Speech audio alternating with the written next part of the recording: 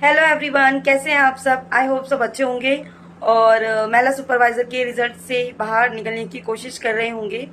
तो आज मैं इसी टॉपिक पे बात करने आई हूँ क्योंकि अभी लड़कियों के बहुत दिनों से मैसेजेस आ रहे हैं मेरे पास कि दी अब पढ़ाई में मन नहीं लग रहा है और रिजल्ट इतना खराब आया है, इतना फर्जीवाड़ा हुआ है, तो अब हम नेक्स्ट किसी एग्जाम की प्रिपरेशन करें या नहीं करें। और पढ़ाई में मन ही नहीं लग रहा है तो हम नेक्स्ट एग्जाम की प्रिपरेशन क्यों करें। वैसे मैं आप लोगों को कभी लाइक सब्सक्राइब करने के लिए नहीं बोलती हूँ, लेकिन आप लोग भी समझ सकते हो कि जब हम लोग डीमोटिवेटेड होते हैं ना तो हमको मोटिवेशन की जरूरत पड़ती है। तो अभी मैं भी काफी लो फील कर रही हूँ और मेरा भी रिजल्ट अच्छा नहीं रहा है, तो मुझे भी मोटिवेशन की जरूरत है। तो आप लोगों से बस यही रिक्वेस्ट है कि अगर आपको थोड़ा सा भी वीडियो इन्फॉर्मेटिव लगती है तो मेरे चैनल को सब्सक्राइब कर लीजिए और वीडियो को लाइक भी कर दीजिए। तो हम स्टार्ट करते हैं। मैं जानती हूँ आप में से बहुत सारे लोगों के अच्छे मार्क्स होने के बावजूद भी सिलेक्शन नहीं हुआ है बहुत सारी लड़कियों का, और इतना सारा फर्जीवाड़ा हुआ है और सीट बिक गई हैं। तो इन सब के बावजूद पढ़ाई में मन नहीं लगना लाजमी है। तो अब देखो, हम हाथ पे हाथ धर के तो नहीं बैठ सकते हैं और ज़िंदगी का नाम चलना है, तो हमको आगे तो बढ़ते ही रहना होगा। ऐसा तो नहीं है कि हमारा एक रिजल्ट खराब आ गया तो हम पढ़ना ही छोड़ दें या फिर हम यही छोड़ दें कि अब हमारी ज़िंदगी ख़त्म हो चुकी है, अब हम कुछ नहीं कर सकते आगे। और जो हाउस वाइफ हैं वो सोचें कि हमको तो हमारा जो डेली रूटीन हमारा जो चल रहा था इस एग्ज़ाम से पहले वो ही स्टार्ट करते हैं। देखो, इस एग्ज़ाम में रिजल्ट अच्छा ना आने की वजह एक दो नहीं है, बहुत सारी हैं। और सबसे बड़ी वजह है कि इतने अच्छे मार्क्स होके भी सिलेक्शन नहीं हुआ है, तो वो वजह है सीट्स का कम होना। सीट्स बहुत कम थी, ऊँट के मुंह में जीरा टाइप से सीट्स थी और बहुत ही कम लोगों का सिलेक्शन इसमें हो पाया है। बहुत अच्छे मार्क्स होके भी लड़कियों का सिलेक्शन नहीं हुआ है। तो अपने आप को कम ना समझें, आप ये ना समझें कि मेरा सिलेक्शन नहीं हुआ है तो मैं मतलब पढ़ने में अच्छी नहीं हूँ या फिर मैंने अपना 100% नहीं दिया था। तो इस एक चीज़ को आपको ज़रूर ध्यान में रखना है कि आपका सिलेक्शन नहीं हुआ है तो सिर्फ सीट कम होने की वजह से, इसलिए आपका सिलेक्शन नहीं हुआ है कि आप अच्छे नहीं हो पढ़ने में या फिर आप अच्छा परफॉर्म नहीं कर पाए। आपने और हमने सबने अच्छा परफॉर्म किया, लेकिन सीट्स कम होने की वजह से हमारा सिलेक्शन नहीं हुआ है। तो इस एक चीज़ को ध्यान में रखो। देखो, इस एग्ज़ाम को आपको एक मोटिवेशन की तरह लेना है कि आपने इतनी सालों बाद कमबैक किया अपनी स्टडी में और उसके बावजूद आप लोगों ने इतने अच्छे मार्क्स गेन किए। तो आप इतने साल बाद पढ़ाई छोड़ने के बावजूद भी आप इस एग्ज़ाम में इतना अच्छा परफॉर्म कर सकते हो। तो आप पढ़ने के लिए आप पूरी तरीके से प्रिपेयर हो। आप एग्ज़ाम का पैटर्न समझ सकते हो, एग्ज़ाम की चीज़ें समझ चुके हो और इतने सालों बाद आपने जो स्टडी छोड़ी थी तो वो आपकी एक ट्रैक पे आ गई है। तो अब तो आप किसी भी एग्ज़ाम में अच्छे से और अच्छे से परफॉर्म कर सकते हो। तो इस एग्ज़ाम को आपको एक मोटिवेशन की तरह लेना है, ना कि ये कि नहीं इस एग्ज़ाम में परफॉर्म नहीं कर पाए तो हम किसी और एग्ज़ाम में परफॉर्म नहीं कर पाएंगे। बाकी जो लड़कियां अनमैरिड हैं और उन लोगों का बहुत कहना है कि दी इतना फर्जीवाड़ा हो रहा है एमपी में, तो अब किसी और एग्ज़ाम की प्रिपरेशन करने का मन नहीं कर रहा है, सीट बिक जाती हैं, तो क्या करें, हम आगे प्रिपरेशन करें या नहीं करें। देखो, फर्जीवाड़े तो होते रहेंगे, हमेशा से होते आए हैं और आगे भी होते रहेंगे। तो इसका मतलब ये नहीं है कि हम अपना कर्म करना छोड़ दें। किसान जो होता है वो इस डर से कि बाढ़ आ जाएगी तो वो खेतों में पानी देना और बुआई और कटाई करना तो नहीं छोड़ता ना। वो हर साल अपना काम उसी शिद्दत के साथ करता है जैसे वो करता आ रहा है शुरू से। और उसको ये भी पता होता है कि कभी भी बाढ़ आ सकती है, बारिश कभी भी उसकी फसल उजाड़ सकती है, लेकिन फिर भी वो अपनी मेहनत में कोई कमी नहीं छोड़ता। तो ऐसे ही हम लोग हैं, अब फर्जीवाड़ा हो या कुछ भी हो, हमको अपनी मेहनत में कोई कमी नहीं छोड़ना है।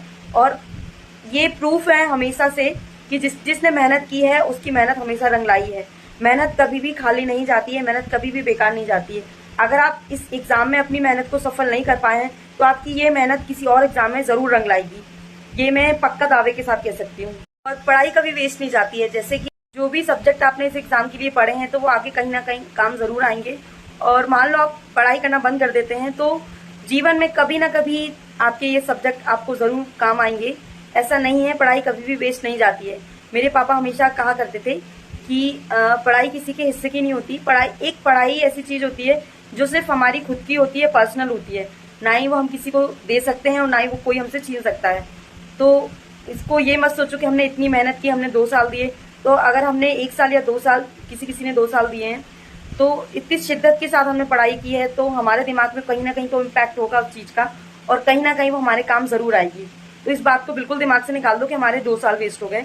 पढ़ाई कभी भी वेस्ट नहीं होती। और देखो, हम में से कई लोग ऐसे हैं जो इस रिजल्ट के बाद बहुत ज्यादा टूट चुके हैं, बहुत ज्यादा दुखी हैं और उनको कोई भी राह अब आगे समझ नहीं आ रही है। तो उन लोगों को मैं यही बोलूंगी कि आप जिस मोटिवेशन के साथ आपने पढ़ाई स्टार्ट की थी, आप उसी मोटिवेशन के साथ चलें। आपने अपने पेरेंट्स का मुंह देखा था, किसी किसी ने अपने बच्चों का मुंह देखा था, और किसी किसी की एक लाइफ लॉन्ग एक इंटरनल इच्छा थी कि वो एक गवर्नमेंट जॉब लें। तो उसी सोच के साथ आपको आगे बढ़ना है। देखो, एक एग्जाम पूरी आपकी लाइफ डिसाइड नहीं कर सकता है, और आपकी लाइफ ज्यादा इंपॉर्टेंट है। जो जिन लोगों के मन में बुरे ख्याल आ रहे हैं, और जो किसी किसी के मन में सुसाइडल थॉट्स भी आ रहे हैं, कोई कोई ये भी सोचता है कि पढ़ाई छोड़ देते हैं, तो आप अपने पेरेंट्स का मुंह देखो, जिन्होंने आपके लिए इतनी मेहनत की एग्जाम टाइम से, और अभी भी वो एक आस लगा के बैठे हैं कि मेरा बेटा या मेरी बेटी गवर्नमेंट जॉब जरूर लेगी। तो आप उनको मोटिवेशन मानो। आपके छोटे छोटे बच्चे हैं, जब आप स्टडी करते थे तो वो आपका मुंह देखते थे कि मम्मा इतनी मेहनत कर रही है तो उनका भी सिलेक्शन होगा। तो वो भी मतलब उनकी भी एक आस थी आपको लेके। तो आप अभी भी उनको मोटिवेशन लेके चलो कि नहीं, मुझे इन बच्चों के लिए अपने आप को साबित करना है, एक बार मुझे गवर्नमेंट जॉब लेनी है।